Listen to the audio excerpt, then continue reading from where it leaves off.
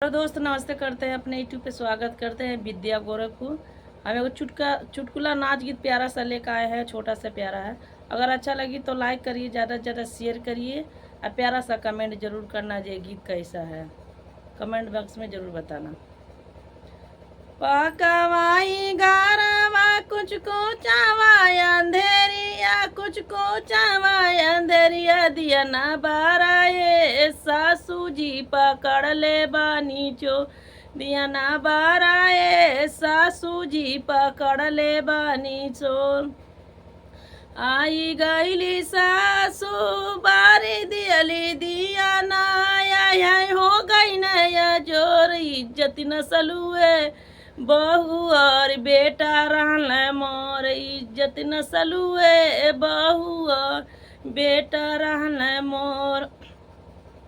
पकवाई घरवा कुछ कुचवाय अंधेरिया, कुछ कुचवाय अंधेरिया, दिया न बाराए जेठानी पकड़ ले बानी चोर, दिया न बाराए जेठानी पकड़ ले बानी चोर।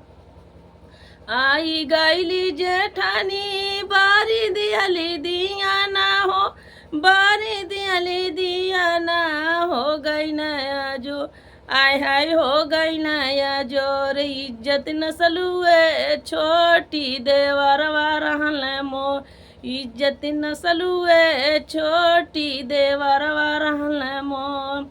पकवाई घरवा कुछ कुचवाय अंधेरिया, कुछ कुचवाय अंधेरिया, दिया ना बाराए नाना दो पकड़ ले बानी चोर, दिया ना बाराए नाना दो पकड़ ले बानी चोर।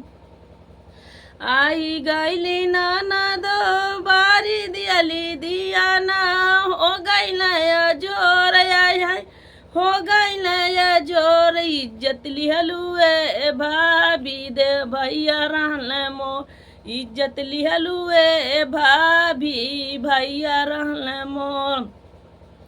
पकवाई घरवा कुछ कुचवाय अंधेरिया, कुछ कुचवाय अंधेरिया, दिया ना बाराए सासू पकड़ ले बानी चोर, दिया ना बाराए सासू पकड़ ले बानी चोर। एक दोस्त गीत कैसा है जरूर कमेंट बॉक्स में ज़रूर बताना।